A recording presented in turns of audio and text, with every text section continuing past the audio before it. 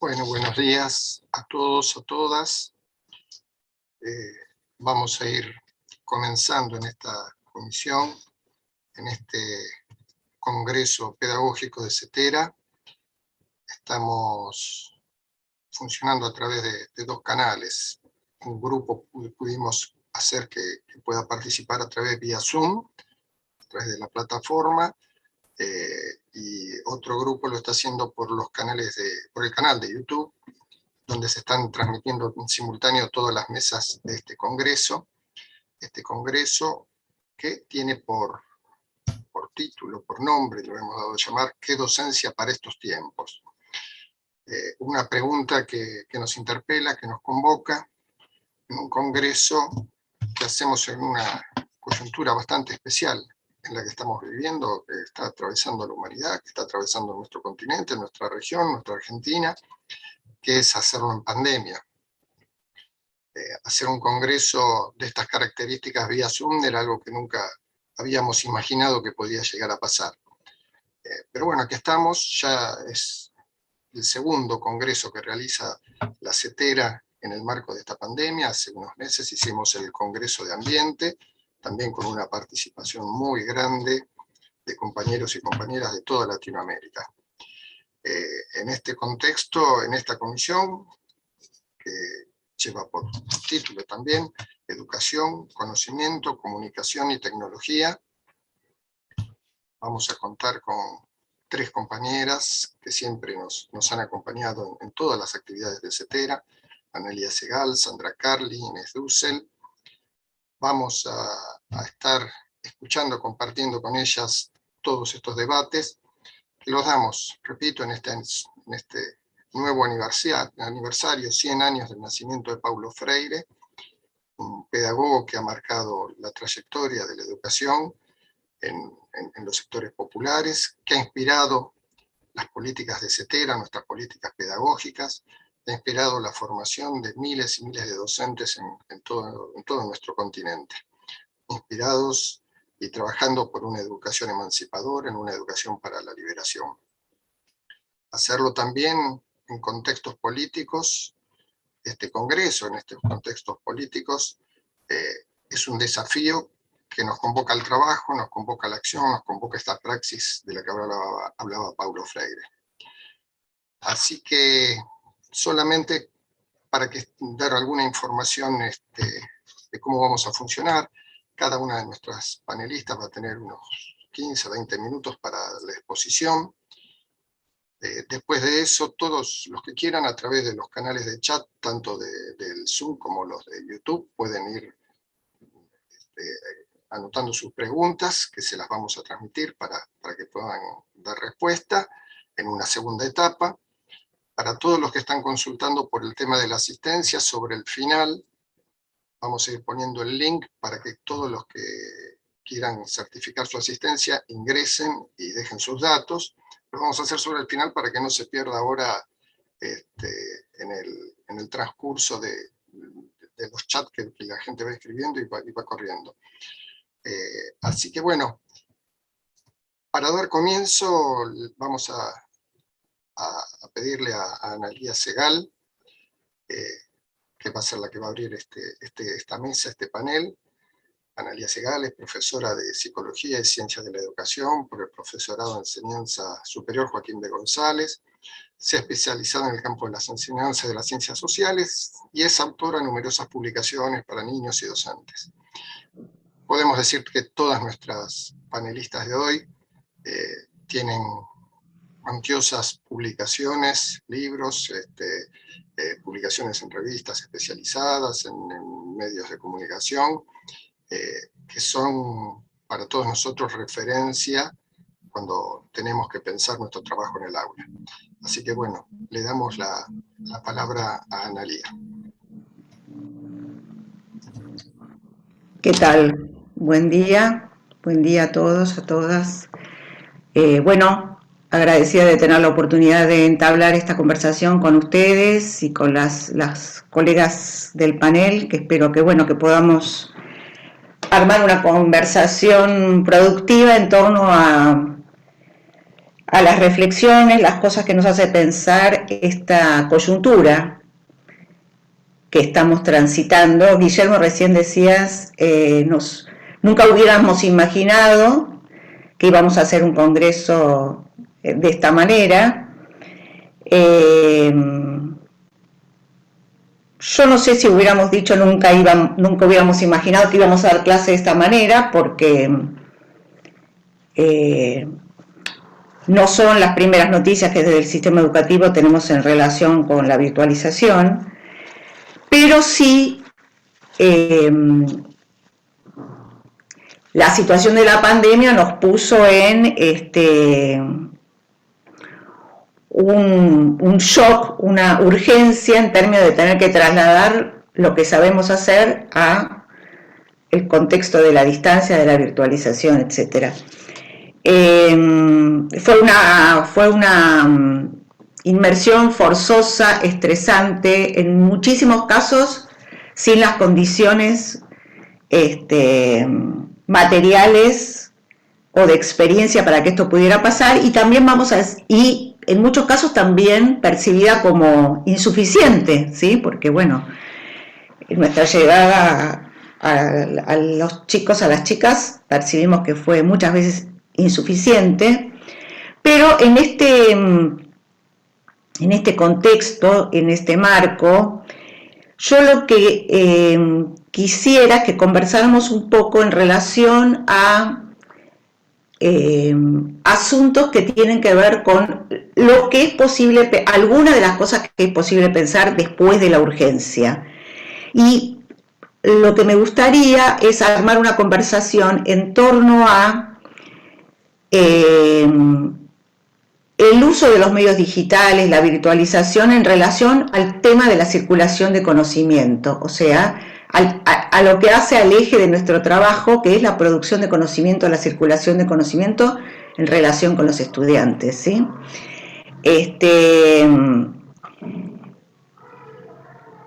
Porque pese a que todos percibimos, creo que todos percibimos como una ganancia lo que hemos aprendido en este año, bueno, me parece que también despejar atrás de esta sensación que muchos docentes cuentan de haber logrado hacer cosas, manejar elementos que no habían manejado, pero bueno, creo que poner ahora una pregunta en relación a la calidad de los intercambios, de la producción de conocimiento, de lo que los chicos aprendieron, lograron aprender o no en estas condiciones, es una pregunta relevante para hacernos, porque vamos a seguir trabajando en escenarios en donde es probable, ahora estamos en una situación de presencialidad, pero el tema de la alternancia probablemente haya que seguir pensándola. De hecho, seguramente muchos de ustedes están en un escenario de inestabilidad en relación a los encuentros presenciales, a la escuela tal cual estábamos acostumbrados a que funcionara. Como les decía, la presencia de las plataformas de enseñanza, el software no es nueva. Yo tengo de todas maneras la sensación de que en este escenario, el bombardeo que muchas veces vienen sufriendo las escuelas en relación a la oferta que hacen las plataformas, los diversos herramientas digitales que circulan, se va a intensificar. Se ha intensificado.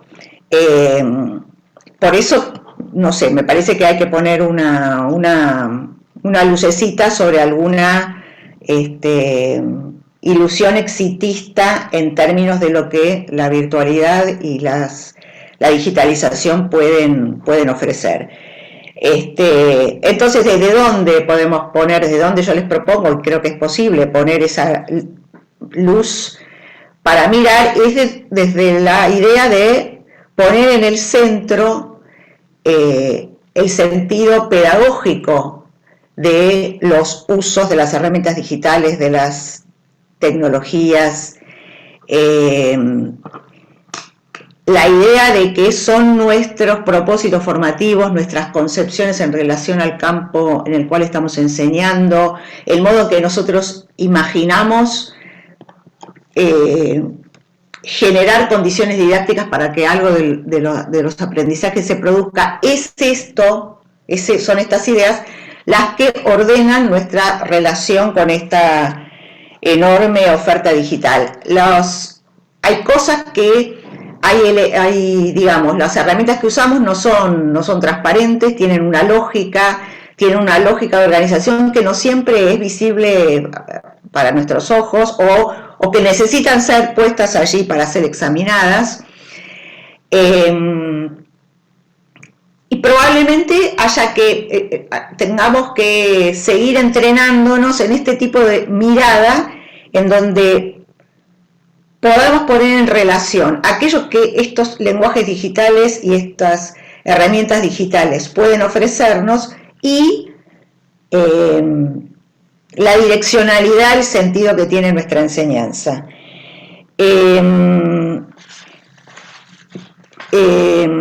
Como les decía, digamos, la convivencia de visiones muy optimistas en relación a las tecnologías y otras más precavidas tiene presencia desde hace mucho tiempo y seguramente a todos nos resulta fácil asociar la idea de que las tecnologías van a venir a modernizar la educación. Esta es una idea que circuló desde los 80 y creo que antes, circula en los discursos oficiales, circula en las decisiones de política gubernamental. Me parece que ahí hay que poner una pregunta en relación a cómo vemos lo moderno y lo anquilosado, qué lectura hacemos ahí de la escuela, y casi les diría que uno podría pensar si realmente la escuela no sería la oportunidad de promover una interrupción en torno a la circulación casi laberíntica de información a la que estamos sometidos, de imágenes, de velocidades, de la ilusión del multitasking, del poder responder a muchas cosas al mismo tiempo. Creo que cuando cada uno de nosotros se piensa enseñando, hay algo de eso que tenemos la percepción de que la escuela es un lugar para producir esa interrupción. Entonces, yo lo que creo es que esa producción, esa interrupción y esa mirada sobre los medios digitales en la escuela se produce desde pararse sobre los pies de nuestras convicciones pedagógicas. Deberíamos poder someter los medios digitales a las mismas condiciones didácticas, a las mismas exigencias didácticas que, digamos, tenemos para otros recursos que solemos usar, ¿sí? Esta tarea deviene muy probablemente de un trabajo colectivo, entre colegas, ¿sí? De poder pensar esto, que no es sencillo, pero me parece que hay que marcarlo. Digamos, la sensación es que en la avalancha muchas veces nos vemos sometidos a las lógicas de algo que no terminamos de entender. Entonces yo ahí planteo, parar para pensar. Parar para pensar desde una idea que es la idea de qué tienen para aportar estos recursos en términos de producir un valor epistémico, un valor que tiene que ver con agregar conocimiento, con que haya un tipo de producción de conocimiento y haya condiciones para que este tipo de conocimiento se produzca. Como es un área que me resulta afín, les propongo pensar una o dos cosas en relación a algunos temas que están muy presentes en la enseñanza de las ciencias sociales. Uno es el tema de la cartografía. Digamos,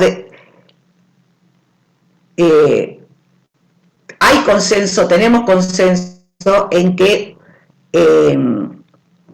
no es posible pensar las representaciones cartográficas como representaciones no solamente estáticas, sino representaciones universales, sino todo lo contrario, la cartografía es en cierto modo la expresión de relaciones de fuerza. En las representaciones están presentes relaciones de fuerza, hegemonías, ¿sí? Entonces, la representación cartográfica tiene que convertirse en objeto de trabajo para nosotros, pensado desde esta idea de una producción histórica y social. Hace unos pocos años, en un trabajo en el cual Castorina, desde la vertiente de la psicología del desarrollo, se articula con un geógrafo, Cristian Parellada, y toman este problema en el cual problematizar el sentido de los mapas no es ajeno al tipo de propuestas de construcción en torno a las representaciones y el trabajo con los mapas que podemos ofrecer a los chicos, a las chicas, a los jóvenes. Les leo, dice, en el texto que elegí, que quiero compartir, afirman: los mapas son más que un medio para conocer la ubicación de un lugar, el trazado de las rutas, las dimensiones del espacio y las características del lugar. Son construcciones sociales creados por personas, por propósitos, ideas y entendimientos específicos que impactan en las concepciones geopolíticas que circulan en la sociedad. ¿Cuál es la deriva de esta idea? La deriva de esta idea es que es pertinente habilitar experiencias con mapas que permitan a los estudiantes problematizar el contexto, los valores sociales y sistemas de creencias compartidos que han condicionado su elaboración. Desde estas ideas, desde esta concepción disciplinar y didáctica, es posible poner en valor algo como lo que son los mapas digitales. ¿Todos los mapas digitales? No, algunos. ¿Cuáles? Los que permiten que uno introduzca información en ellos. Nosotros hemos hecho en distintos momentos experiencias con docentes y con chicos y con chicas de usar una herramienta colaborativa que es el OpenStreetMap, que permite subir información. Entonces, subir información a un mapa que puede ser visto por otros, subir información que tiene que ver con mapear lugares que son relevantes para alguien, lugares que no están y alguien cree que tienen que estar, zonas inundables, zonas en riesgo, zonas intransitables, zonas en donde se concentran ciertas actividades, o sea, agregar información al mapa y que esa información tiene que ver con esto, con los intereses y con los propósitos, por ejemplo, de los adolescentes. Uno también podría, esta posibilidad de subir información al mapa también podría estar ampliada porque se pueden subir sonidos a los mapas. Una manera de también complejizar y pensar desde qué lenguajes también se avanza en la construcción de lo social es el tema de los sonidos. Los sonidos, tenemos naturalizados los sonidos, escuchamos y es probable que no nos detengamos también a detenernos en términos de los sonidos y a usar la percepción en relación a otros modos de estar en los lugares, en las ciudades. Y los mapas sonoros en los que se puede subir información también son una manera de generar un vínculo activo con lo cartográfico. Los mapas sonoros, creo, son poco usados, pero existen como construcciones que se hacen en distintos lugares. Yo les voy a compartir un minutito. Un mapa sonoro de la ciudad de Bahía Blanca.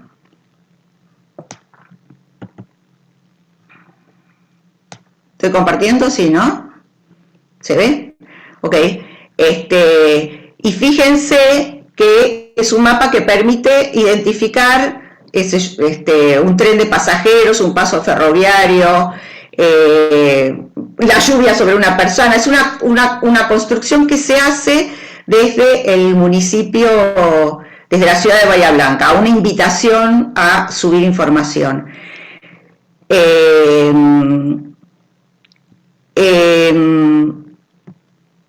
¿Tiene sentido esto puesto en términos de los intereses que desde de una aproximación a lo urbano y a lo rural uno podría tratar de, a través de los sonidos, identificar ritmos diurnos, estacionales, densidad de actividades en determinados lugares? O sea, ir a buscar sonidos que permitan mapear la complejidad del territorio. Mapear, entonces incluso permite acercarse a otro tipo de mapeos colectivos. Yo no sé si ustedes conocen, si no los conocen los recomiendo. Hay un grupo de trabajo que se llama Los Iconoclastas, que trabajan desde hace mucho tiempo con el mapeo colectivo e incluso proponen un manual de mapeo colectivo desde el cual se pueden hacer experiencias con las y los estudiantes. ¿Qué es lo que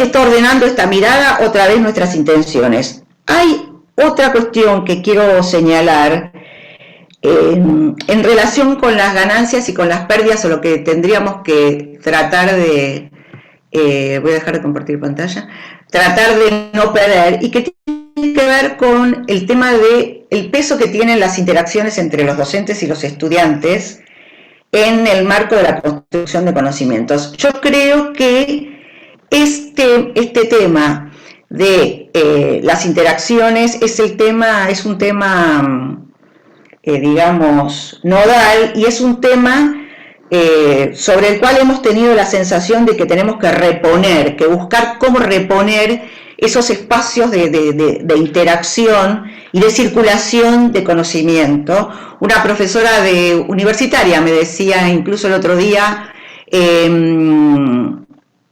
perdí el pizarrón porque en el pizarrón yo podía digamos, poner una pregunta a rodar, escuchar lo que decían los estudiantes, las estudiantes, subrayar, establecer relaciones, poner eso en el pizarrón. Eso para mí, traducir eso en términos de lo digital o de un encuentro sincrónico, me decía, me supera.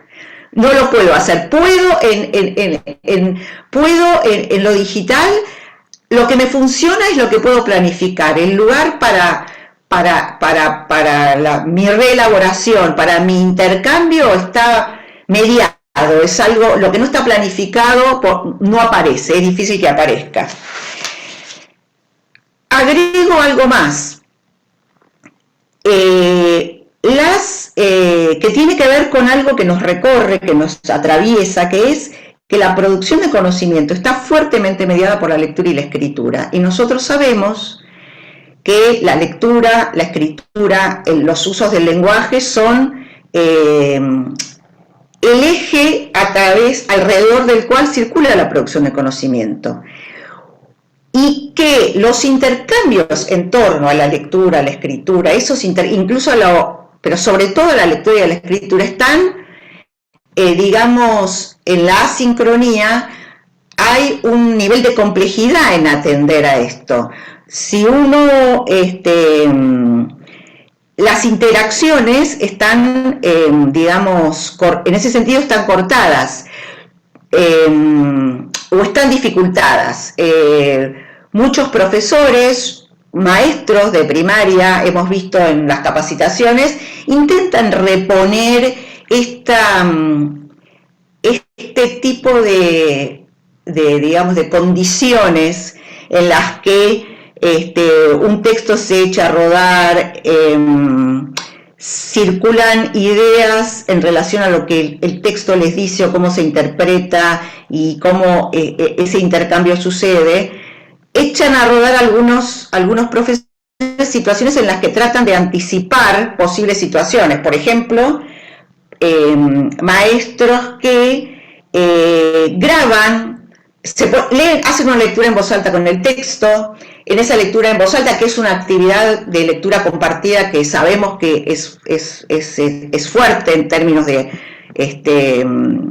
lo que se hace en las clases, bueno, leen en voz alta, interrumpen, anticipando cuáles son las dificultades o las ideas que podrían surgir alrededor del trabajo con un texto, amplían, agregan información, es decir, actúan anticipando.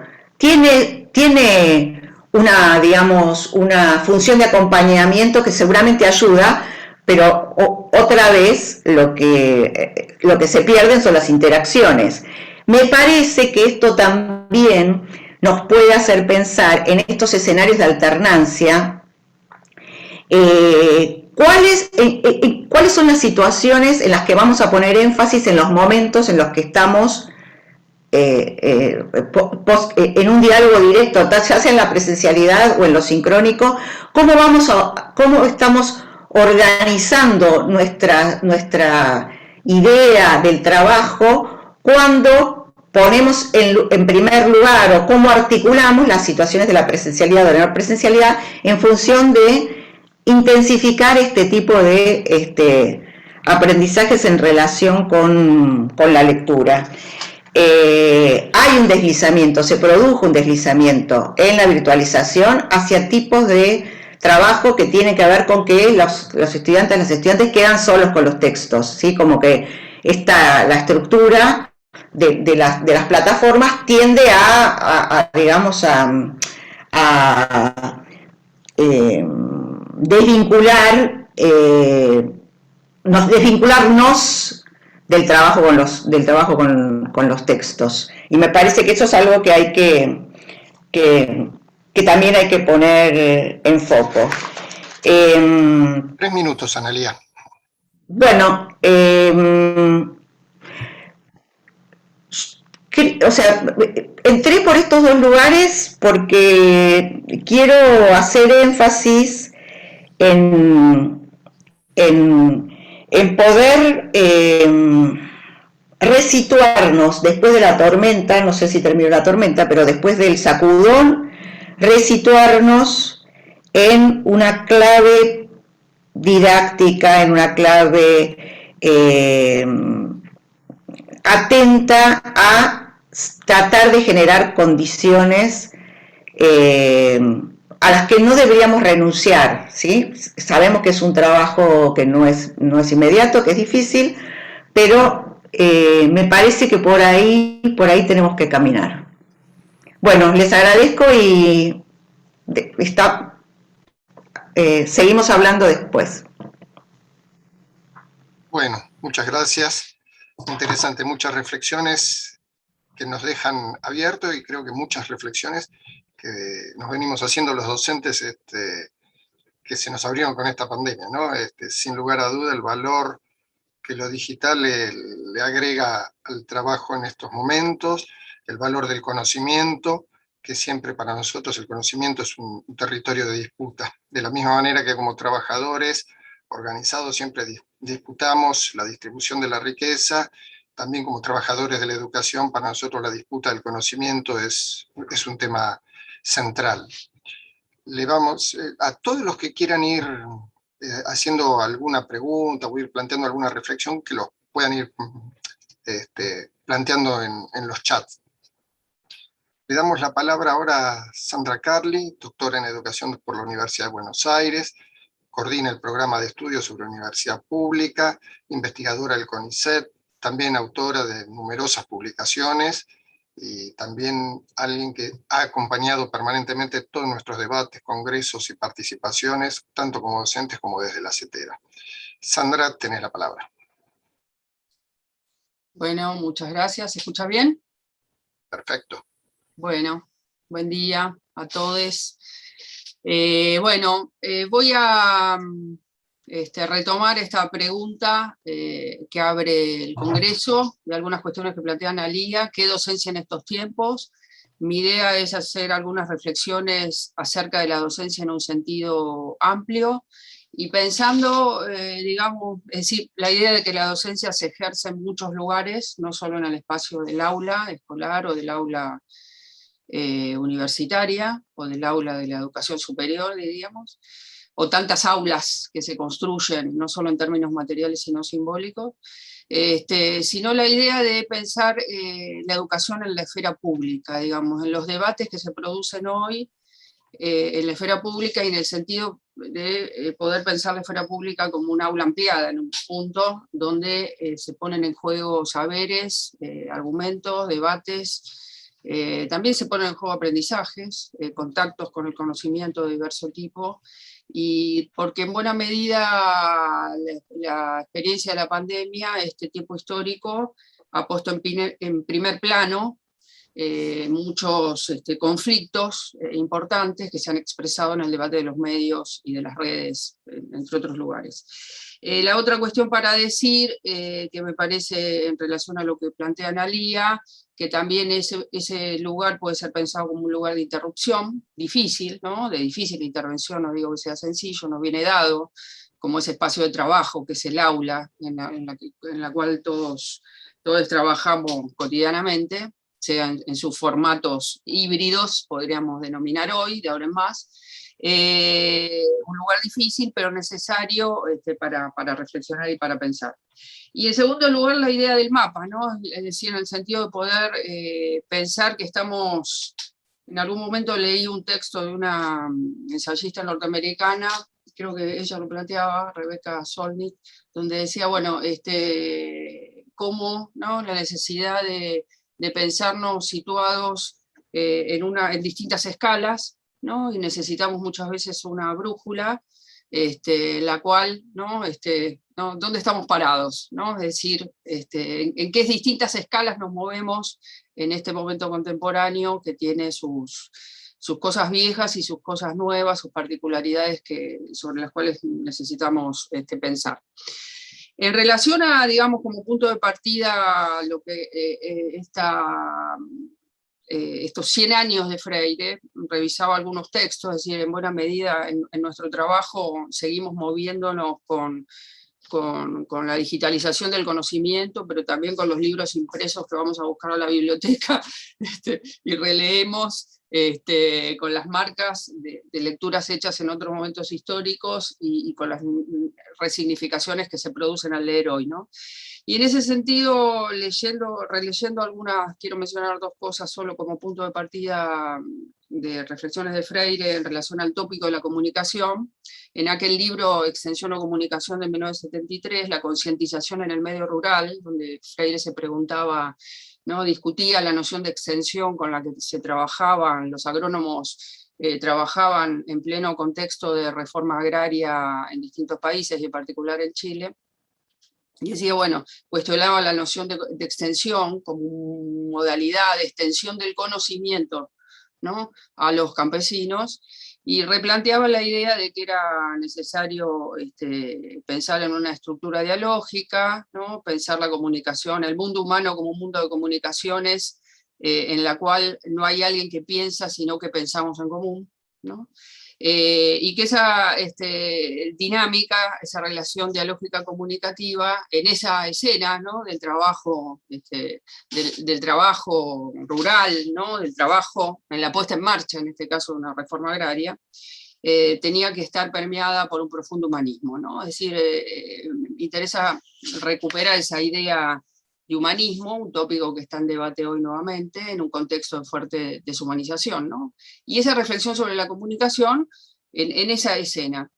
Y también recuperar ahí de Pedagogía del Oprimido, donde retorna esta idea de reflexión sobre la deshumanización y la opresión y la alienación, en la clave de otro contexto histórico en los cuales, si uno caracterizara, estaban presentes los medios, la televisión, con pocos canales, las radios, la prensa, pero donde la idea de manipulación y de opresión no se registraba tanto en clave de este ecosistema comunicacional mediático en el cual vivimos hoy, ¿no? Con distintas dinámicas podríamos decir, de formas de manipulación de las masas, ¿no? Podríamos releer algunas de las categorías de aquel momento, pero donde Freire, digamos, en esa clave de los debates ideológicos de aquel momento, ¿no? Sobre las estructuras del Estado y las formas de opresión estatal, entre otras cosas, del poder de las clases sociales,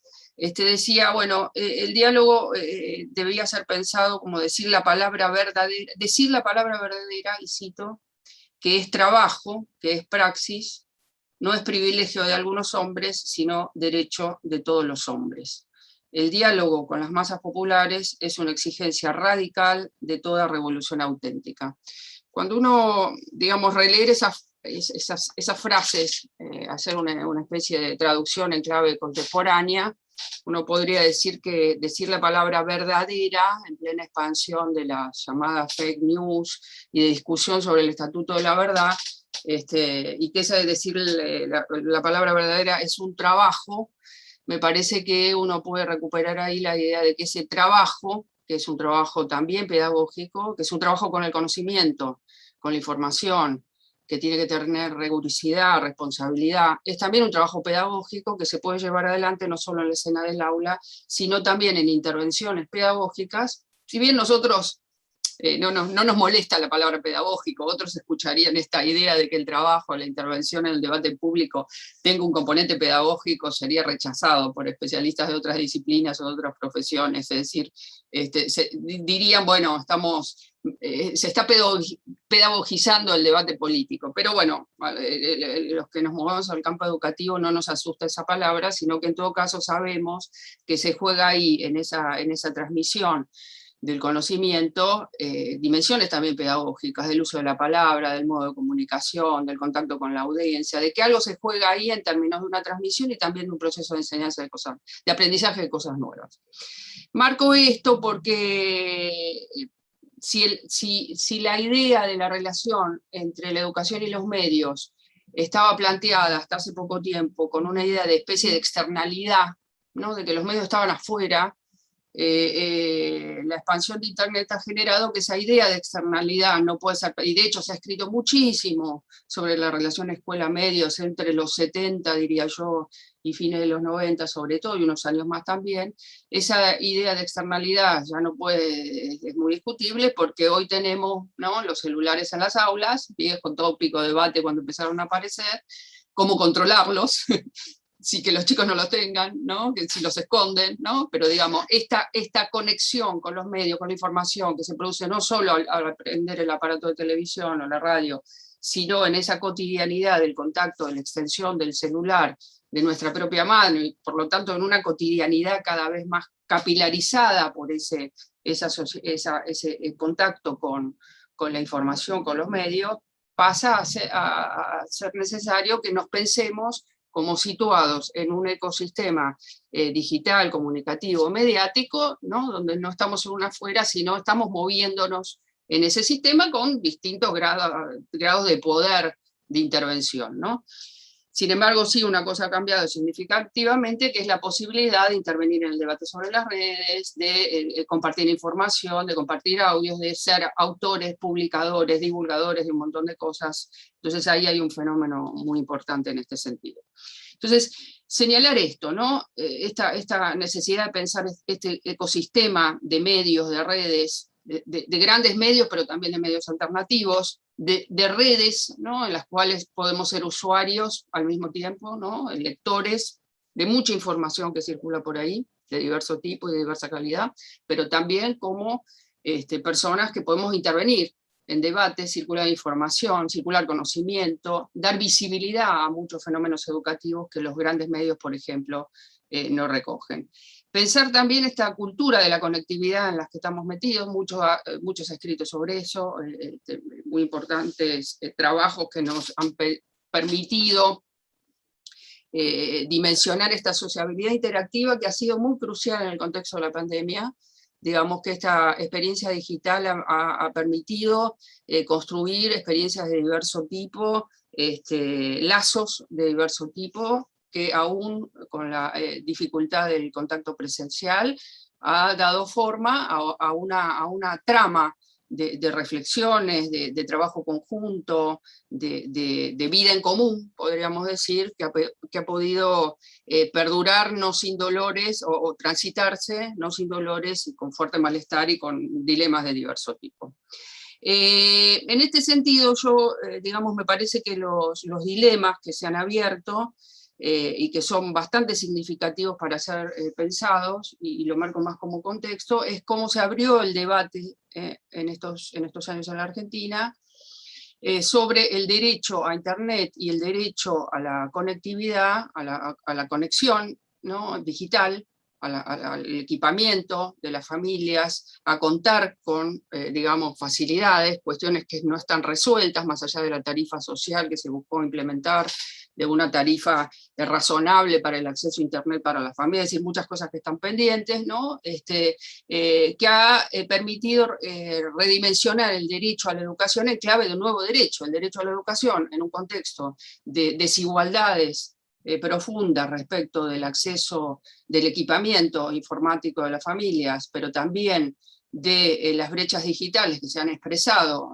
a partir del desigual acceso a Internet de manera impresionante y notable, y los relatos de las docentes serían muy necesarios, de esa cotidianidad de cómo se llevó adelante la educación no presencial en las escuelas, es decir, las particularidades, que uno tiene relatos sueltos, pero ahí hay que contar ese mapa de experiencias, porque la desigualdad está en primer plano, ¿no? Entonces, bueno, esa resignificación en torno al derecho a la educación en clave, ¿no?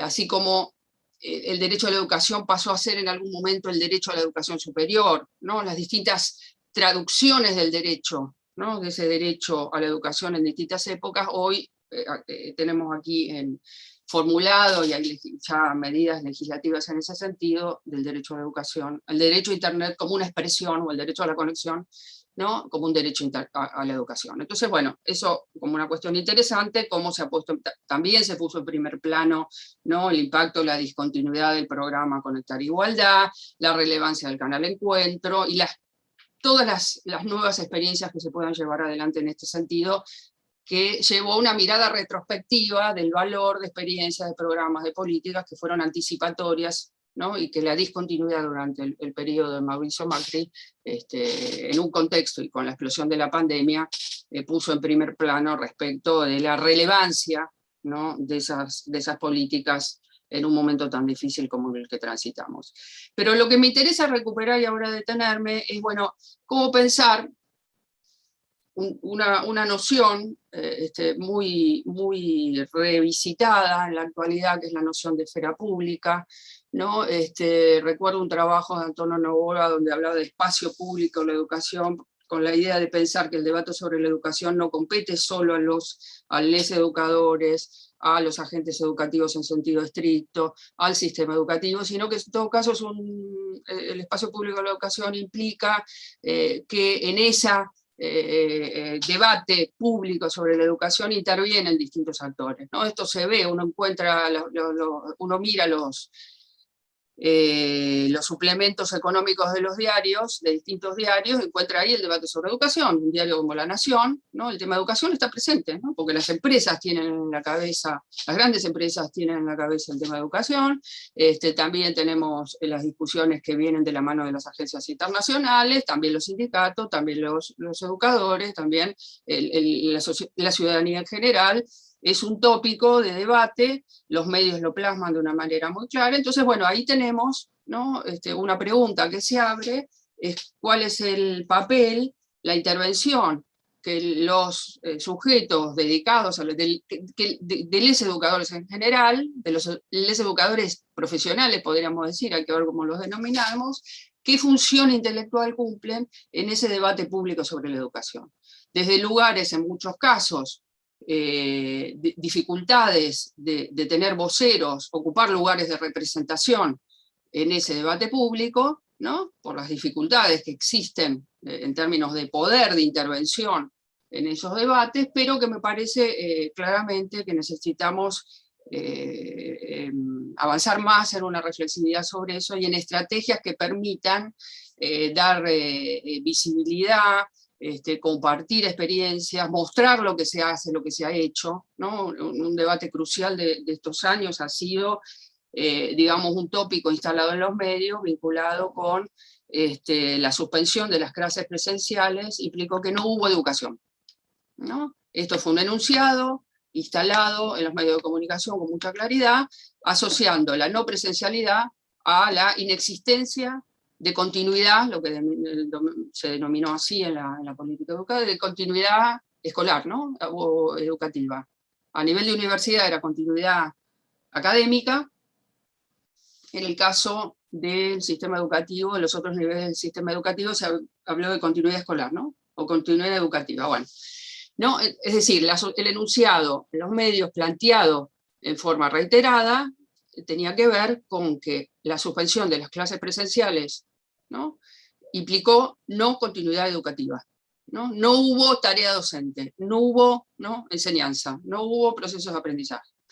Entonces, bueno, discutir, ¿no?, intervenir en ese nivel de discusión, en esa complejidad, no ha sido fácil las intervenciones, pero hay allí, pongo eso como ejemplo, la necesidad de pensar, ¿no?, generar estrategias desde el sindicato, desde otros agentes, desde distintos colectivos, que permitan un trabajo pedagógico, comunicacional, político, pedagógico y comunicacional muy importante.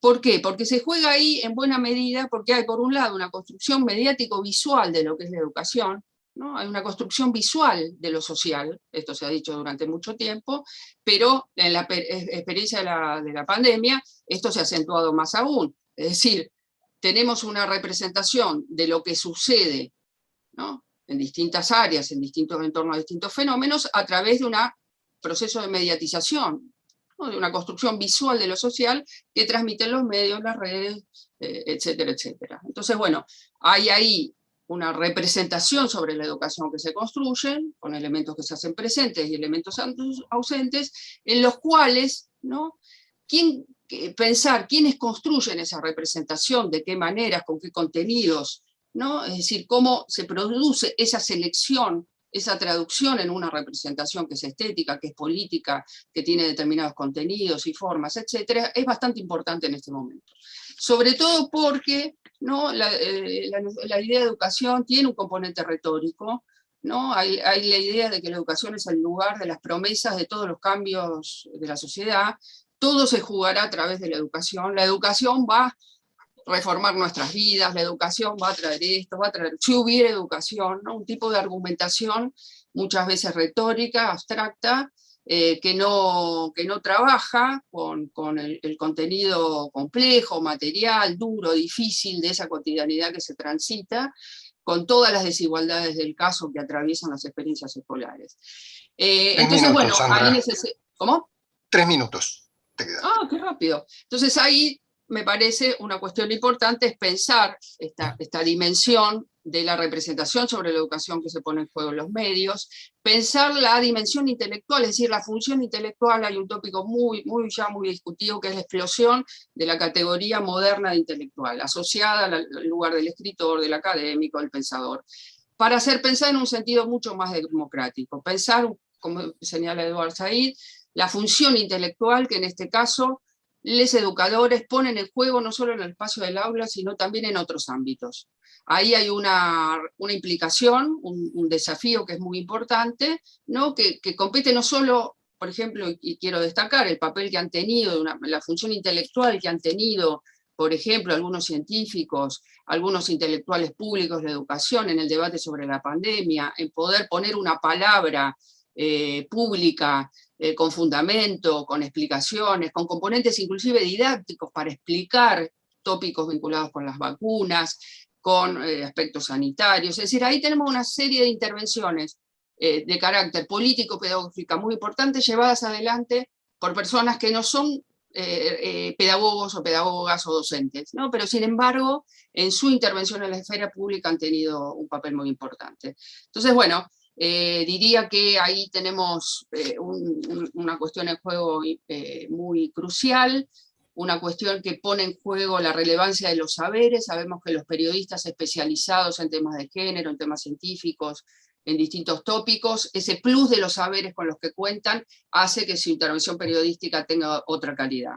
Entonces, en este caso, bueno, los saberes pedagógicos, los saberes que tienen que ver con la intervención en las aulas, con los procesos de enseñanza-aprendizaje, cómo entran en juego en el debate sobre la educación pública, en el debate sobre la esfera pública en general, de tal manera que también ese pensamiento político, educativo, riguroso, de calidad, que muestre lo que acontece en las aulas, pueda llevar, digamos, tener una llegada y una presencia en la esfera pública en general, que impacte sobre la ciudadanía en general, y que invite a abrir, digamos, a profundizar los desafíos pendientes respecto de niños, adolescentes, respecto al derecho de la educación en general. Bueno, dejo aquí. Bueno, muchas gracias. Muchas reflexiones nos quedan para seguir profundizando, ¿no? Todo, desde el derecho a la educación, tal como lo conocíamos hasta antes de la pandemia, y cómo el tema de la conectividad, el tema del acceso a los dispositivos, también ha reconfigurado ese derecho que nos hemos planteado históricamente, esta pedagogización de todos los debates, que muchas veces es casi como una inculpación hacia los docentes, hacia los pedagogos, y que para nosotros es central para poder llevar estos debates, sobre todo el tema del debate de la comunicación a la escuela, al ámbito educativo, al aula, revivir, ¿no? Digamos, estos debates en donde a la escuela se le pide todo, que dé solución desde los problemas de desempleo, desde el problema de las adicciones, violencia y las situaciones económicas, y de qué manera nosotros podemos pensar eso y cuál es la representación también que tenemos de los medios. Creo que se abre un sinnúmero de debates muy interesantes que nos convocan para seguir profundizando. Muchas gracias, Sandra. Le vamos a dar la palabra ahora a Inés Dussel, doctora en Educación de la Universidad de Wisconsin, egresada de la Universidad de Buenos Aires, profesora, investigadora del Departamento de Investigaciones Educativas del CINVESTAB de México. Trabajó en investigación educativa y formación docente por más de 20 años. También, como las anteriores compañeras, con numerosas publicaciones que son las que nos ayudan a transitar nuestro cotidiano en las aulas. Gracias, Inés, te damos la palabra.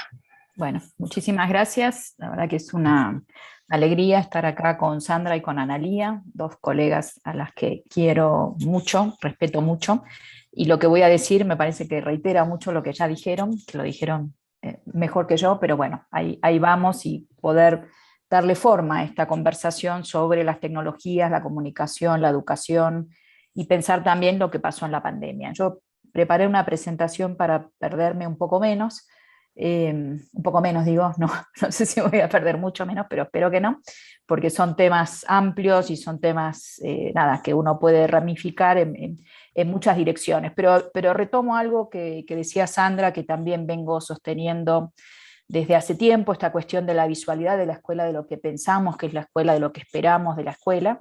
Y ahí cuando, bueno, y lo titulé a esto, lo que yo quisiera plantear tiene que ver con pensar esta relación entre transformaciones tecnológicas y transformaciones pedagógicas, pero también pensar, bueno, qué pasa con los soportes, los espacios, los artefactos, qué organizan, ¿no? Yo no tengo una visión determinista de la tecnología, pero sí creo que condicionan lo que hacemos, y como decía Analía y como también dijo Sandra, bueno, hay una pedagogía muchas veces inscripta en estos aparatos y en estos soportes y en estas aplicaciones que hay que entender mejor. Y bueno, empiezo por ahí con este meme que circuló mucho al principio de la pandemia. Bueno, esto no es una escuela, sobre esto escribí, no me voy a detener mucho, pero diría, contar por ahí mi primera reacción cuando vi este meme. Dije, bueno, pero no, que está citando el cuadro de Magritte, ¿no? Esto no es una pipa. Fue decir, bueno, pero no funciona igual que el cuadro de Magritte, porque en el cuadro de Magritte está la pipa y la palabra pipa. Y después pensé, para mis adentros, en la línea de Sandra, bueno, ¿y por qué para mí la escuela es el edificio escolar, ¿no? Yo me formé en Historia de la Educación, sé que la escuela no siempre funciona en un edificio escolar, y que la escuela tomó distintas formas y va a tomar distintas formas en el futuro, ¿no? Entonces, ¿por qué esto no puede ser una escuela, ¿no?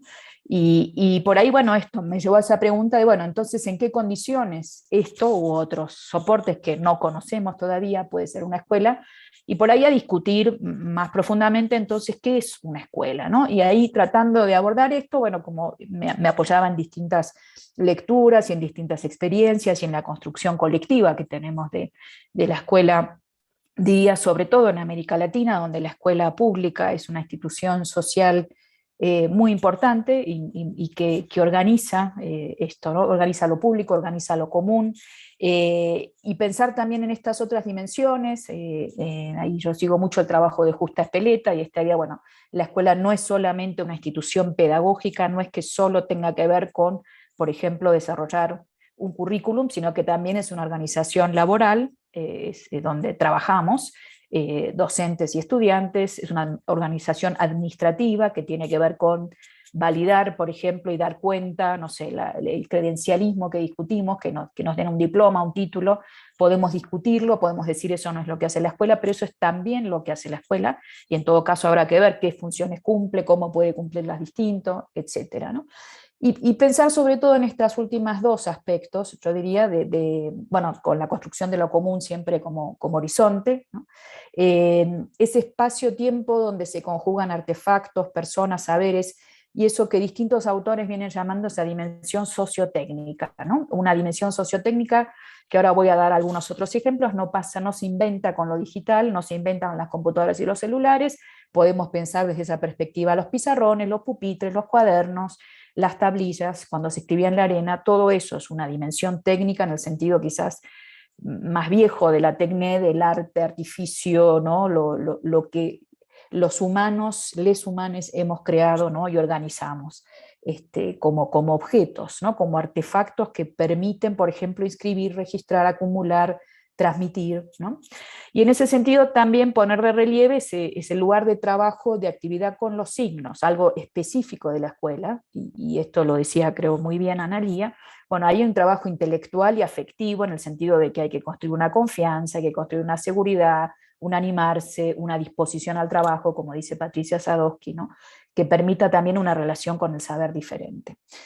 ¿Qué pasa en el contexto digital? Obviamente tenemos que partir de una enorme desigualdad de lo digital, pero también de una extensión enorme. Se calcula que hoy cerca del 70%, 67% para ser más exacta, de la población mundial está conectada. Eso es enorme, no sé cómo es, no sé, tenemos ahí viejos, niños, población rural, todo el mundo, digamos, hay una extensión y en ese sentido me sumo a aquellos autores que están diciendo, bueno, no estamos en la revolución digital ya terminó, estamos en una sociedad profundamente digitalizada de maneras muy desiguales, y eso por supuesto y muy heterogéneas, y muy distintas quizás a como se las pensaba inicialmente, ¿no?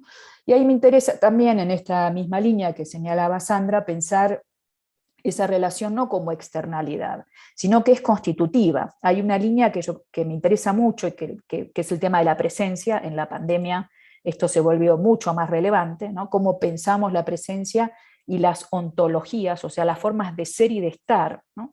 Y esto ya se venía, en el estudio de los celulares, por ejemplo, se venía discutiendo desde hace 10, 15 años. Bueno, cómo cambia estar en un ambiente presencial, entre comillas, en los cuales estamos permanentemente con nuestros celulares mirando a otros lados, ¿no? Entonces, en ese sentido, bueno, lo que ha cambiado, esas formas de estar y no estar, o de estar simultáneamente en muchas conversaciones, esta idea de realidad aumentada, que no es solamente lo que Google en un momento quería hacer, que eran los anteojos que nos abrían ventanitas, sino más bien es el celular en el cual vamos conociendo el mundo siempre pensando en que hay que abrir ventanas.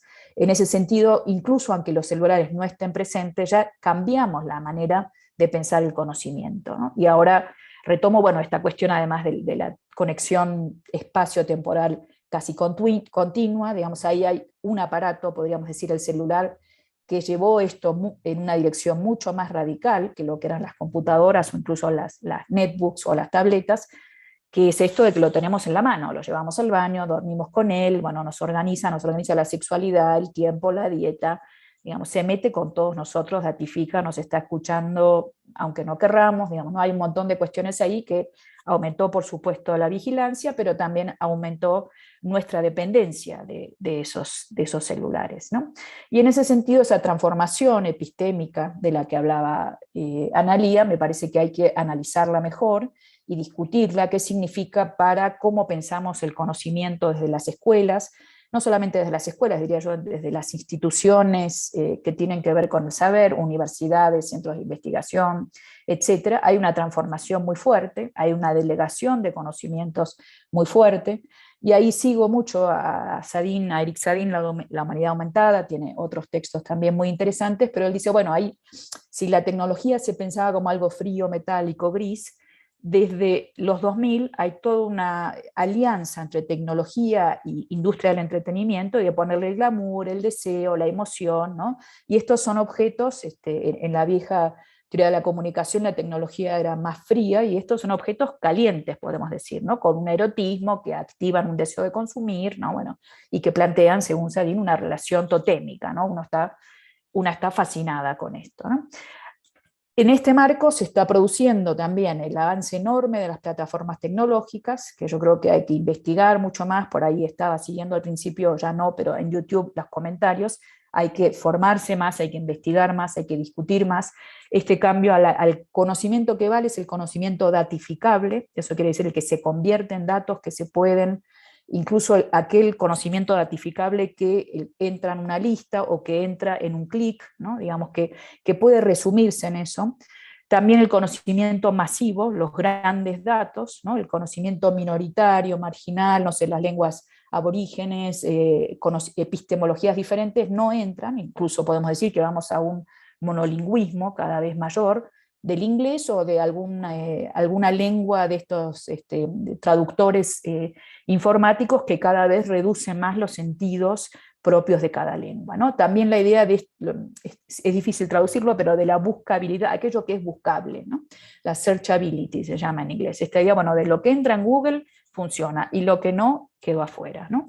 Y en ese sentido hay una reducción muy grande con la concepción de conocimiento y hay una pérdida, uno podría decir, esta idea inicial de la tecnología educativa, que es fantástico, tenemos miles de archivos, de repositorios, en parte cierta, y en parte no es cierta. Y yo creo que además estos repositorios pueden estar ahí, pero si no entran en los buscadores, no llegamos nunca, porque además, no sé, hay muchas investigaciones de que todos nos quedamos con suerte en la primera página de Google, ¿no? Y básicamente en los 2, 3 primeros lugares. Bueno, entonces ahí hay una delegación muy fuerte del conocimiento en estas plataformas. Y creo que hay que también analizar lo que está produciéndose en esta alianza con las industrias del entretenimiento. Digo, de nuevo, no es que lo digital siguió igual, sino que también fue cambiando, y en la década del 2000, digamos, la primera década, segundas décadas, hay una alianza muy fuerte, los videojuegos han pasado a ser la gran industria de entretenimiento. Analía sabe muchísimo de esto y bueno, es fascinante conversar con ella, pero miremos esta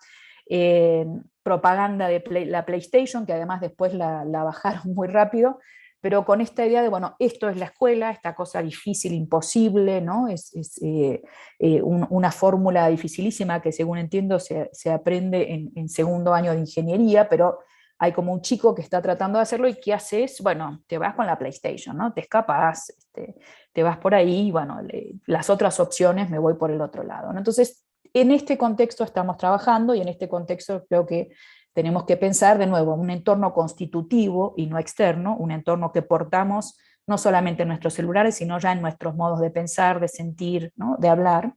Bueno, ahí tenemos un cambio también en los espacios de las escuelas. Por supuesto, acá hice una comparación quizás un poco extrema, pero me interesa mirar un poco qué armaba ese aula moderna, que también hay que discutir y repensar, y la hemos criticado muchísimo, ¿no? De esta centralidad en el docente, una idea de pizarrón, como esa tecnología donde se prestaba atención y se seguía un ejercicio, que en realidad se difunde mucho después que convenio, pero no importa, y este paso a esta idea de una individualización mucho más fuerte, ¿no? Y cada uno un poco en su mundo, un aula policéntrica, podemos decir, y un docente que está un poco ahí sin saber demasiado qué hacer, porque ahí lo importante pasa en esa interacción infancia, exploradores, ¿no? Y en ese sentido yo pondría una alerta muchos teóricos de los medios de comunicación celebraban, por fin van a navegar y explorar libremente, de libre tiene muy poco, estamos delegando la información en los grandes gigantes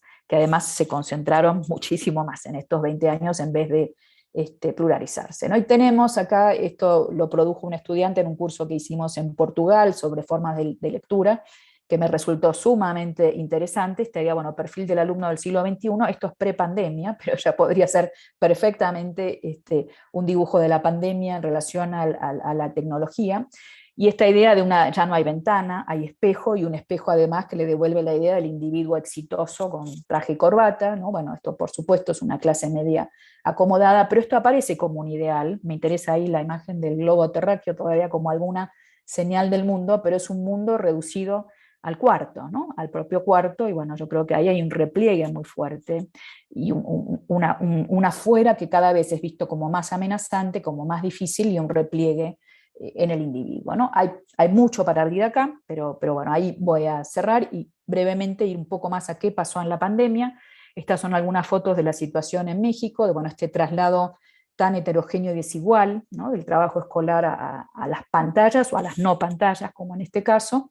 La televisión, bueno, esto que decía Analía, para mí lo vimos mucho en las distintas investigaciones que hicimos, de bueno, los chicos muy solos con los textos en general, ¿no?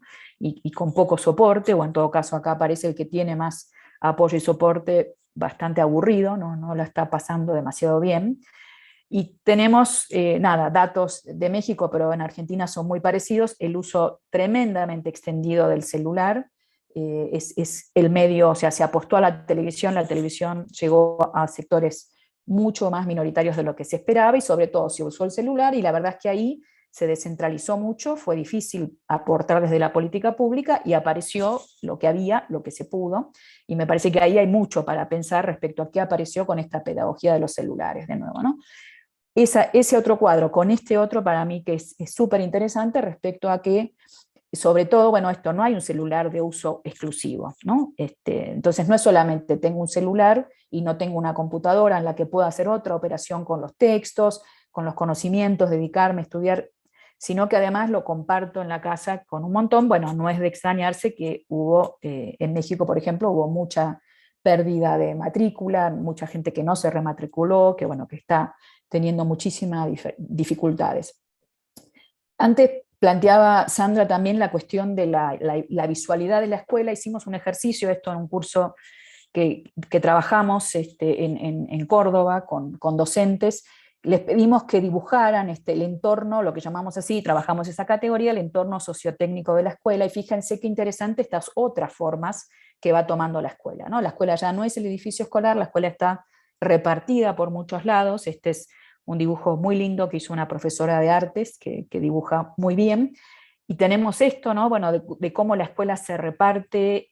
A mí me resultó muy interesante lo que ella dice, bueno, acá en esta escuela, en esta familia que hay de todo, espacio, notebook personal, tiempo, etcétera, la familia acompaña. En esta otra que están todos peleando por un celular, la familia hace lo que puede. En esta otra que hay papel, nada más, parece que no hay familia, ¿no? Me parece que también permite ver mucho cómo pensamos la escuela, la familia, la comunidad, los soportes técnicos, ¿no? Qué se puede hacer, qué no se puede hacer. Fíjense este otro también, en este mismo ejercicio que propusimos, bueno, la centralidad del celular, que dice no puedes deshacerte de mí, la docente que tiene en su cuarto que es multifunción, y esta docente con una tiza en la mano, alcohol en la otra, dice, ¿es esto una profe? ¿No? Diciendo, bueno, esto es lo que me toca. Este es otro, los voy a pasar muy rápido, vale la pena detenerse en cada uno, tenemos muchos, muy, muy lindos trabajos, muy interesantes, y yo creo que es una puerta de entrada, pensar algo de lo que está, de esta dimensión sociotécnica de lo escolar y en la pandemia, y desarmar. La escuela es solamente de esta forma, puede ser de otras, pero ¿qué está pasando en esta otra forma? ¿No? Y me parece que ahí hay que profundizar un poco más. Y fíjense esta otra, para mí es como la imagen, no sé qué dirá Sandra, pero un poco de la cuarta pared, ¿no? Estas tres, en comunicación y la televisión sobre todo, se decía la cuarta pared y la cámara, y está el estudio, ¿no? Con las tres paredes abiertas. Bueno, este aula que se volvió transparente en un punto, que se abrió totalmente, que perdió intimidad, que perdió confianza. Bueno, es lo que estamos viendo estos días también, ¿no? Con esto que decía también una maestra, ahora que volvió a la escuela, que le habían puesto los alumnos sonríe, te estamos filmando, ¿no? Con esta idea, te estamos filmando, vamos a transmitir, el aula ya no es el aula como la conocíamos, el aula es un espacio de hipervisibilidad y que está sometido a estas mismas limitaciones y problemas que otras plataformas, ¿no? Fíjense también qué interesante, acá en México hicimos también una investigación en la que pedimos a los chicos que dibujen cómo había sido su experiencia en la pandemia. Y que es de una escuela rural en Guerrero, suroeste de México, zona muy, muy pobre. Esta chica, para mí este dibujo es impresionante y me parte el corazón, ¿no? Bueno, esta libreta y este lápiz que le están cayendo encima, la mesa vacía, ¿no? Una cara como de... en un punto de pavor o está atónita, pero bueno, ¿no? ¿Qué hago acá? Como para atrás, no sé, me parece que dice mucho respecto a cómo estuvieron los chicos este tiempo. Estos son dibujos de primaria, también este es muy interesante, el pizarrón que se le cae encima con la cuenta difícil, ¿no? Este chico que está mirando la tele, pero está mirando un dibujito, me parece, no está mirando lo que le proponen. Acá las ventanas de Zoom, este es un dibujo más alegre, la verdad que la mayoría de los dibujos son bastante sin colores, tristes, con pocos chicos sonriendo.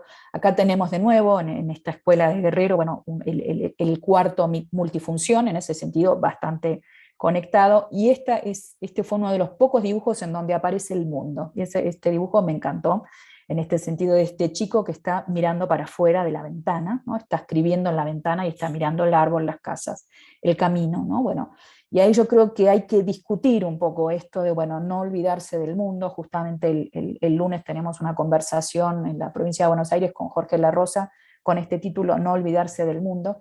Bueno, me parece que en la pandemia hay que instalar mucho más fuerte, ¿no? Y en la pospandemia, no olvidarse del mundo, ¿no? Esta tendencia a replegarnos, a arreglarnos como podemos, no olvidarnos del mundo. Voy cerrando, creo que ya estoy en tiempo, pero bueno, algunas notas sobre las pedagogías que también venimos trabajando. Esta cuestión, para los que son docentes, no es nada nuevo, lo que se llama en el lenguaje más especializado la interoperabilidad, esta idea de que hay que moverse entre un montón de plataformas, y quién hace eso, los docentes, ¿no? Y entonces, bueno, pasan del WhatsApp al YouTube, al Classroom, al Teams, vuelven, ¿no? Bueno, todo esto, hay una investigación que hizo el año pasado el Ministerio de Educación de que en promedio los docentes de secundaria en promedio circulaban por 5 plataformas, ¿no? Para encontrar a sus alumnos. Me parece que todo esto también cambia mucho el trabajo docente y hay que investigar más qué se traslada, qué no se traslada, qué quiere decir lo que armábamos en el aula, más allá de que el aula estuviera atravesada por los celulares, por lo digital, ¿no? Digo, acá estamos desperdigados, dispersos, y bueno, y esto también ha cambiado mucho las formas de trabajo. Me parece que también hay que indagar más pedagogías del WhatsApp, pedagogías del Zoom y otras cosas, ¿no? Pero bueno, ventajas, desventajas. Ahí yo estoy ahora en una conversación con una amiga, colega que estuvo trabajando con WhatsApp, y ella me está contando qué pudo hacer, qué no pudo hacer. Ella trató de hacer otras cosas, me criticaba porque yo decía, bueno, me escuchó y yo decía, bueno, es un poco intercambios muy fragmentados, muy dispersos, la conversación empieza, se va para otro lado, no hay apertura, no hay cierre de clase. Sirve para conectarnos, ¿no? Y sirve para enviar y devolver tareas, pero la verdad es que nos vamos hacia el lado del saber como respuesta correcta y no de un trabajo con el proceso que es equivocarse, ir, revisar, volver, ¿no? Y vos cómo lo entendiste, confrontar, observar, eso se perdió. Bueno, ella me está contando que ella trató de hacer algo de eso y estamos ahí, digamos. Entonces no dudo de que hay docentes que tratan y hacen otras cosas. Ahora, es un esfuerzo enorme, es ir contra la corriente. Ella, para hacer una clase de media hora, está preparándola no sé cuánto tiempo y pensando y teniendo las respuestas prescritas, ¿no? Y bueno, y etcétera, y hay dudas respecto a hasta dónde llegamos y hasta dónde no llegamos, ¿no? Y el Zoom, que en principio es sincrónico, permitiría un intercambio, la verdad es que es mucho más excluyente, ya lo sabemos, porque es muy caro, está mucho más datificado, ahora nos están grabando todo nuestro entorno, nuestra voz, nuestra cara, no sé, ¿no? Es como en un punto es mucho más peligroso. De hecho, en Europa se prohibió el uso de Zoom en las escuelas por esta cuestión de la poca seguridad de los datos. La circulación es más complicada, hay que levantar la mano, digamos, es todo más difícil, lento, ¿no? Y mucha menos intimidad, ¿no? Y muchos chicos, el fenómeno de que no quieren prender la cámara, entre otras cosas, pues no quieren mostrar su casa, desde donde hablan, cómo hablan, y además muchas veces no pueden, no hay un espacio ahí planteado.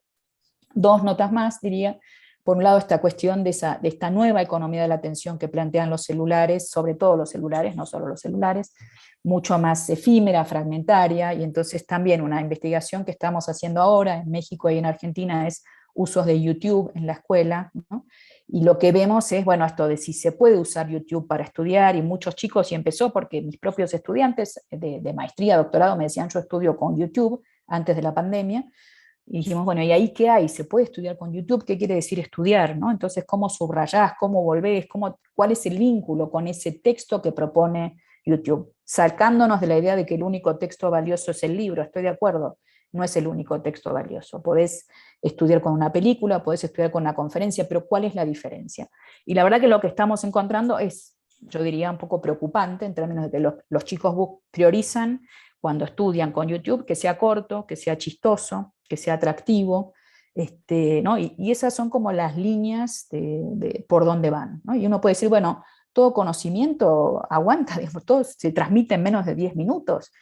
Hay una idea ahí de simplificar todo, ¿no? De hacerlo y someterlo todo a una misma estética y a un mismo lenguaje que creo que tenemos que revisar, ¿no? Para cerrar, no sé, yo me quedo ahí con una idea muy linda que plantea una poeta y filósofa española, Chantal Mellar, y ella dice esta idea, bueno, conocer implica merodear por lo ajeno, extraviarse, alejarse, irse lejos y volver para producir una reflexión sobre lo propio, ¿no? Esta idea, bueno, del merodeo por lo ajeno. Y quizás el riesgo con estas plataformas digitales, no digo con las plataformas, con estas plataformas digitales, con esta organización del capitalismo cognitivo, etcétera, etcétera, es ir de lo mismo a lo mismo, ¿no? Es un poco como este chico que no sale de su cuarto, que se ve y solo ve el espejo, ¿no? Y un espejo del hombre exitoso, ¿no? Con traje y corbata y no otras posibilidades, ¿no? Y más bien esta idea del refuerzo de lo mismo, ¿no? Entonces, bueno, ahí qué pasa con el cuidado, con el interés por el mundo, ¿no? Y cierro con una frase que dijo una directora de escuela secundaria en un curso que hicimos en el Infode. Ella dijo, bueno, somos la generación de docentes que tiene que volver a imaginar cómo garantizar el derecho a la educación en el contexto de la pandemia y sus consecuencias. Tenemos la posibilidad de revisar aquellas acciones que hacíamos en forma automática, ¿no? A mí me gustan muchas cosas esta idea de pensarnos como generación, que hay que volver a imaginar cómo garantizamos el derecho a la educación en este nuevo contexto, no solo de pandemia, sino nuevas condiciones sociotécnicas, y que hay que revisar aquello que hacíamos, porque eso que hacíamos hoy no nos resulta ni suficiente ni necesariamente deseable, ¿no? Bueno, muchas gracias. Bueno, muchas gracias, Inés. La verdad, también muchísimas reflexiones para seguir pensando, ¿no? El tema de la tecnología. Uno piensa hace unos cuantos años atrás, cuando se hablaban de las TICs, era prácticamente una disciplina. Estaba la materia informática, eso era prácticamente a lo que estaban reducidos las TICs, y hoy casi es un soporte para la educación, ¿no? Esto de pensar las pedagogías del WhatsApp, del Zoom, del Classroom, de todas las redes, todo lo que hemos descubierto los docentes como plataformas, como estrategias para seguir dando clase en este debate que se dio, que también se planteó este debate de si había clases o no había clases, si las escuelas estaban cerradas o abiertas. La verdad que es un debate para pensar el futuro también de la educación, cómo va a ser la educación, si la educación va a seguir siendo la educación que tuvimos hasta antes de la pandemia, o si esto verdaderamente lo va a transformar. Por acá hay algunas preguntas, reflexiones, más que intervenciones que han estado haciendo. Voy a leer algunas, como para que ustedes las retomen, hagan sus aportes a estas cuestiones que están planteando los compañeros y compañeras que participan de esta comisión. Se plantea, por ejemplo, en la importancia de capacitar a los docentes en las nuevas herramientas y uso de las tecnologías, y en este capacitarse, cómo no quedar preso de ciertas políticas que impulsan algunos sectores de la economía concentrada, el neoliberalismo. También de pensar la pedagogización del debate político como uso o sujeción que el poder utilizaría si no resulta conveniente para el poder esta pedagogización, y por esa razón si no termina desestimando lo pedagógico. y esto de repensar la educación virtual frente al concepto ontológico de la presencia. Algunas reflexiones, mientras van llegando otras, si quieren alguna de ustedes poder, no están planteados tanto en términos de preguntas, sino como reflexiones para seguir profundizando.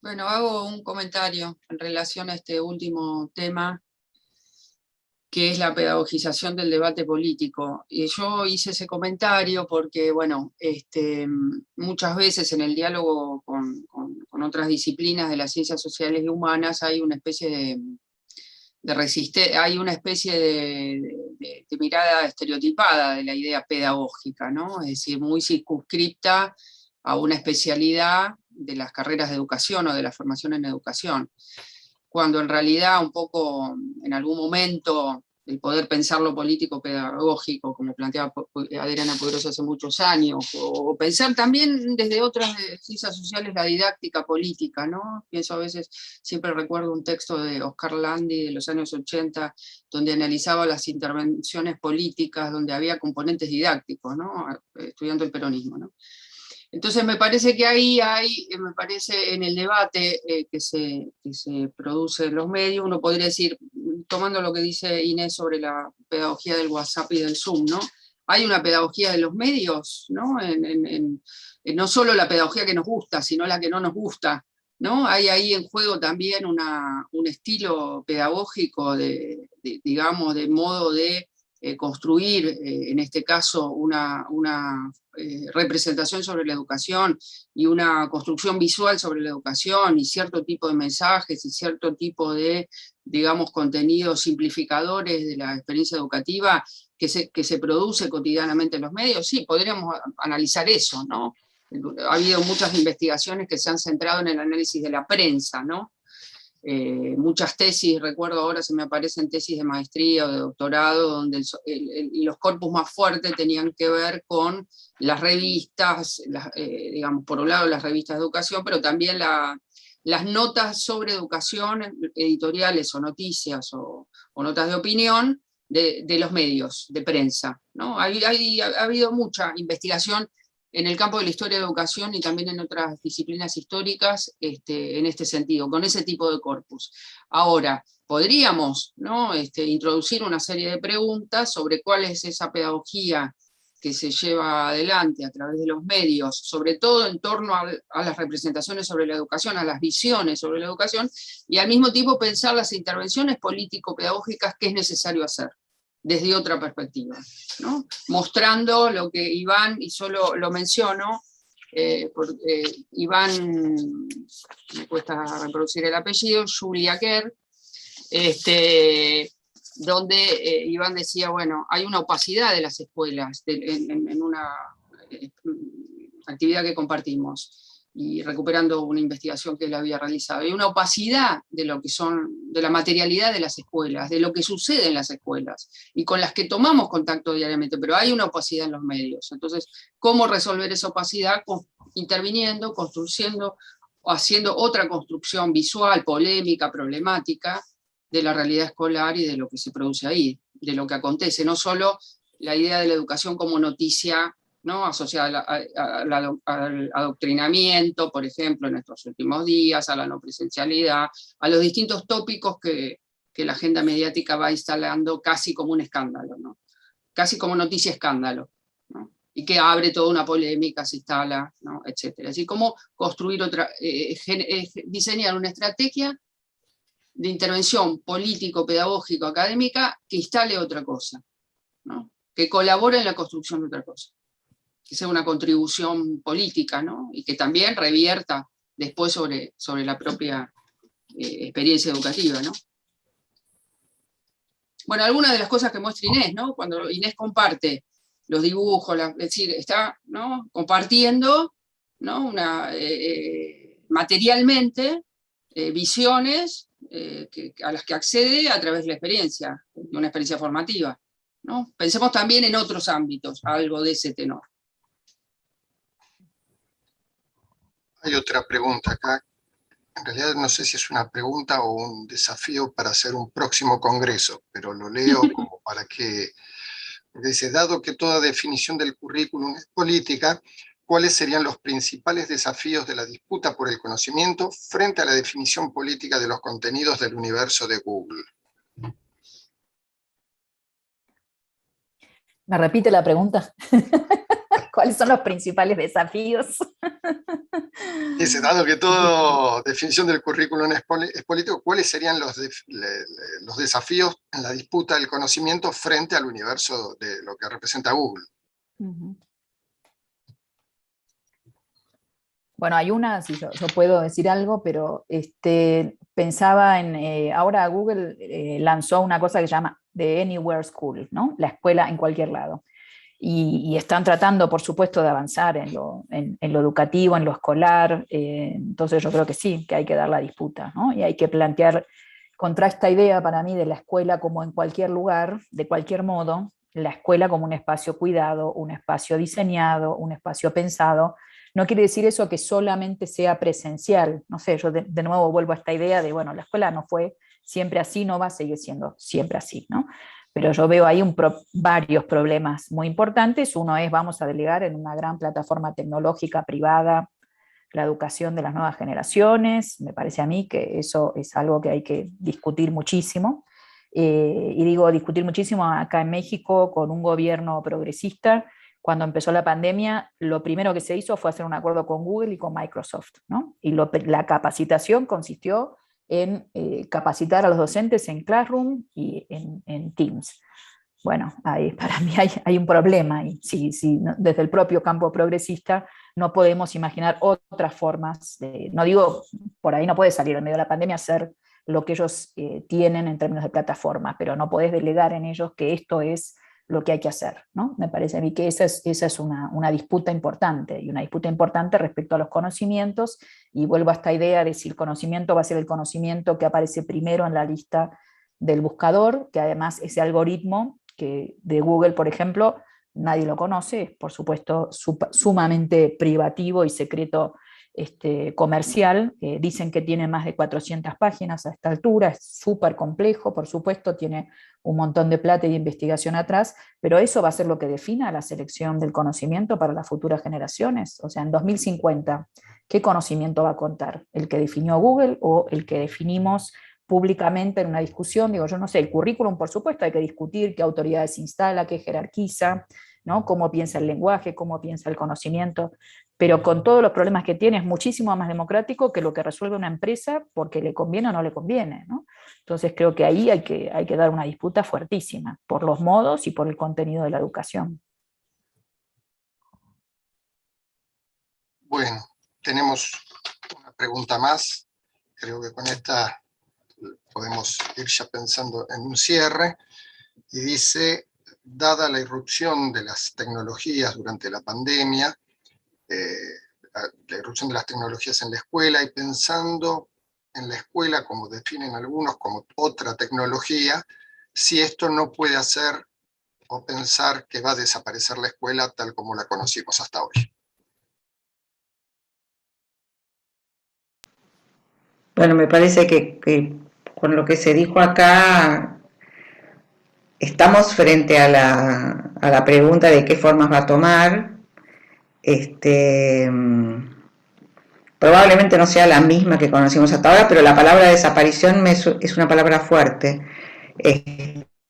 Me parece que sería interesante concentrarnos en esta pregunta, pensar abiertamente tal como se planteó acá, ¿no? ¿Qué es escuela? ¿Qué es lo que hace una escuela?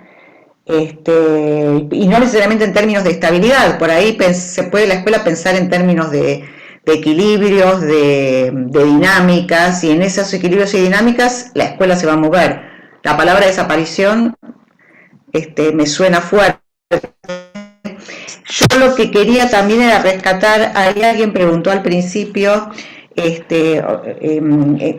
cómo uno encara el tema de la formación docente pensando en que la formación en las nuevas tecnologías no aterrice en una cuestión instrumental. Yo creo que Nosotros acá también tuvimos escuchaba el ejemplo de Inés y digo, acá también hubo mucha intencionalidad de Microsoft, de Google, de manejar capacitaciones, y de hecho sucedió dentro del sistema educativo que digamos que ya en los 90 y después la tentación digamos de usar plataformas enlatadas es enorme. Supuestamente está en el lado de las soluciones rápidas. Entonces, la Ciudad de Buenos Aires no hace mucho compró una plataforma para la enseñanza del inglés, que dejó fuera del paquete a los profesores. A mí me parece que en términos de la formación, lo que ya me parece que está instalado, bastante instalado acá entre nosotros, es que un menú de la formación, tanto de la formación inicial como de la formación continua, necesita los dos tipos de dimensiones de las que acá se hablaron. Una visión macro, una visión examinada sobre lo que es la digitalización en el marco de esta etapa del capitalismo, una visión no ingenua sobre la digitalización de las sociedades, junto con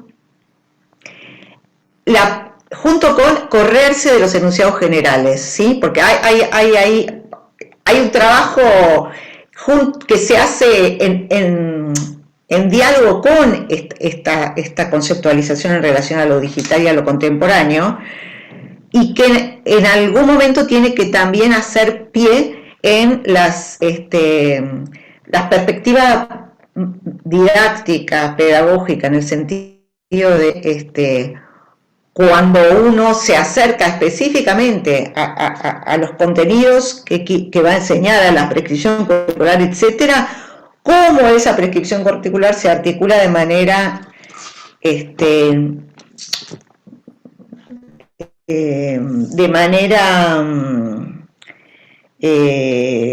formativa, de manera, iba a decir, me salía la palabra inteligente y esa no era la que quería usar, pero de una manera en que se articulen, digamos, hay mucha formación hecha en términos de formar en competencias digitales. ¿Qué es formar en competencias digitales? Las competencias digitales están formuladas en términos tan genéricos que aparecen muy descontextualizadas. Entonces, yo creo que el esfuerzo es contextualizar, es poner a trabajar a los profesores, a los maestros, a las maestras en las interacciones posibles o deseables pensadas desde el marco de referencias del que se trabaja, específicamente con los contenidos. Entonces me parece que la formación tiene que andar por ambos niveles. ¿Cómo se articula? ¿Cómo se llega a esa paleta de experiencias formativas? Bueno, nada, me parece que las discusiones están abiertas, hemos participado de algunas instancias en donde pensar las reformas de las currículas de formación docente, bueno, implica también intentar darle lugar a estos dos aspectos. No quería dejar esto suelto de la formación. Bueno, gracias. Inés o Sandra, ¿quieren agregar algo más?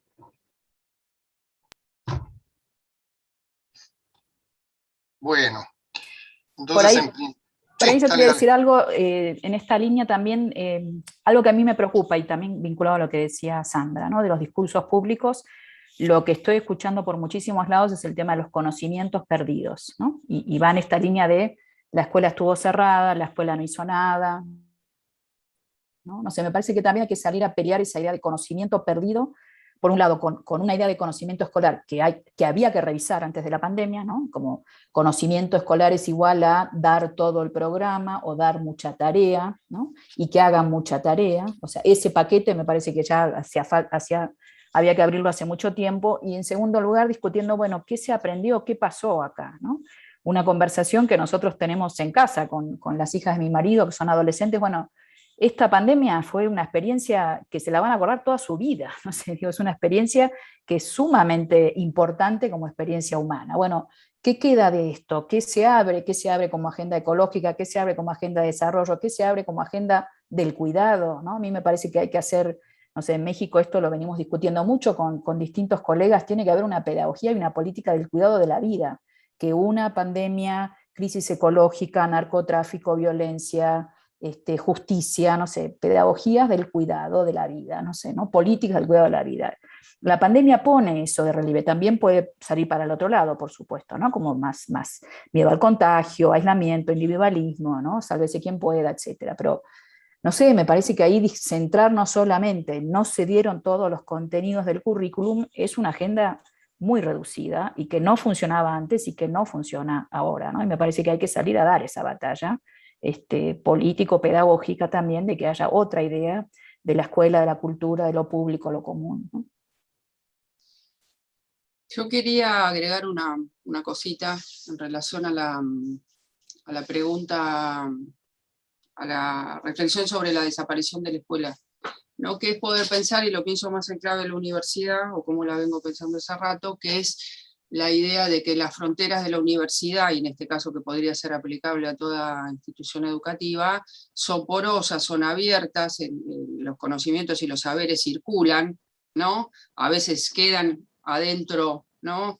Digamos, ligados, en el caso de la universidad, a la cultura institucionalizada académica con ciertas reglas y dinámicas y estilos, pero hay un conjunto de saberes que vienen de los movimientos de derechos humanos, de las experiencias populares, de las procedencias de los estudiantes que entran y salen, ¿no? También de los saberes empresariales, los saberes de la política.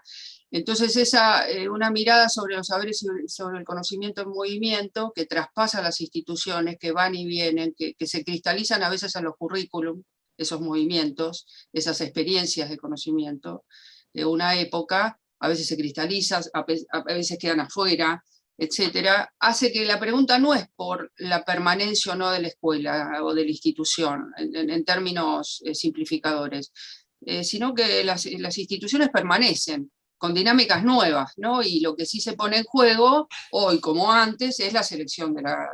Si pensaba en la definición de Bourdieu del currículum como selección de la cultura, bueno, ¿qué selección ponemos en juego? ¿No? Y ahí el papel de los educadores pasa a ser muy importante. Y esos conocimientos y saberes podemos encontrarlos en las viejas bibliotecas, en las nuevas bibliotecas digitales, ¿no? En las experiencias sociales, en la palabra de los otros, con prácticas de lectura, de escritura, pero también con prácticas de la conversación y del escuchar, en el contacto con lo digital y con el mundo, como decía Inés antes. Es decir, bueno, el principio de la selección, ¿no? Ahí, ¿no? Que es un conjunto de decisiones siempre muy interesante en cada momento histórico, en la escena del aula y en la decisión curricular más amplia de la política pública, ¿no? En eso me quedé pensando. Bueno, muchas gracias. Les transmito a Analía, a Inés, a Sandra, la cantidad de agradecimientos que seguramente si lo vieron por YouTube, pero tanto en los canales sobre todo en el canal de YouTube, hay muchísimos agradecimientos por todos los aportes que han hecho. Nosotros, desde las escuelas, desde la CETERA, desde el ámbito docente, seguiremos entendiendo la educación como espacio de militancia. Todas estas reflexiones nos permiten seguir pensando la escuela pública que queremos, la escuela pública que defendemos.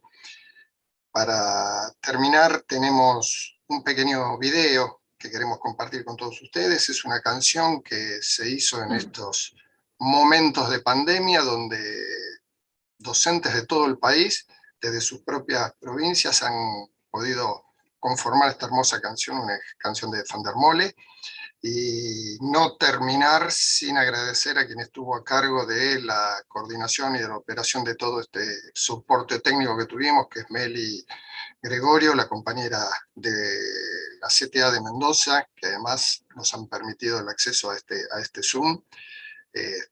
Nuevamente, un agradecimiento a Sandra, Inés, a Analía, a todos y a todas las compañeras y compañeros de todo el país que estuvieron participando ayer y hoy en este congreso.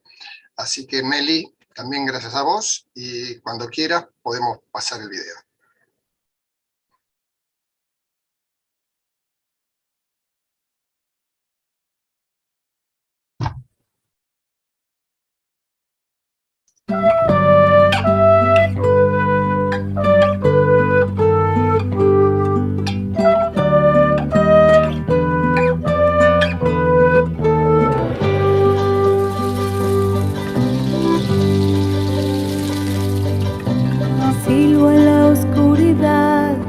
animal sin reposo. Torres de la vigilia, candela de los ojos. No sé qué puede ser si una curva del tiempo O un hueco en el corazón atento. Trigo sobre el brocal para que coma el hambre. Y abajo el peligroso agujero de la sangre. No puedo ver más que la noche alerta y el misterio detrás de las puertas. Sueñero, jinete sin descanso. Sueñero, sobre un papel en blanco. Sueñero, centinela de mi alma. Sueñero, duérmete y dame calma.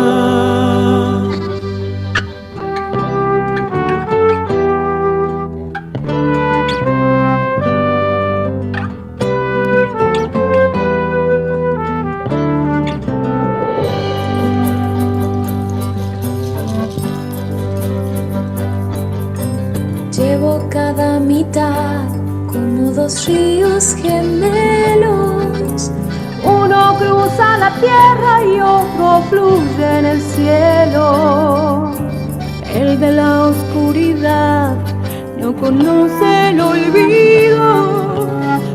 desvelado en seguir lo perdido. Hay este toro azul, fatigado y sediento, de correr tras la nada como la luz y el viento. Ardo sin preguntar, igual que lo hace el fuego. Tal vez hallé cantando el sosiego. Sueñero, enigma de un penitente. Sueñero, andando entre los durmientes. Sueñero, espina de las estrellas. Sueñero, olvídate de ella. Sueñero, jinete sin descanso. Sueñero, sobre un papel en blanco. Sueñero, centinela de mi alma. Sueñero, duérmete y dame calma.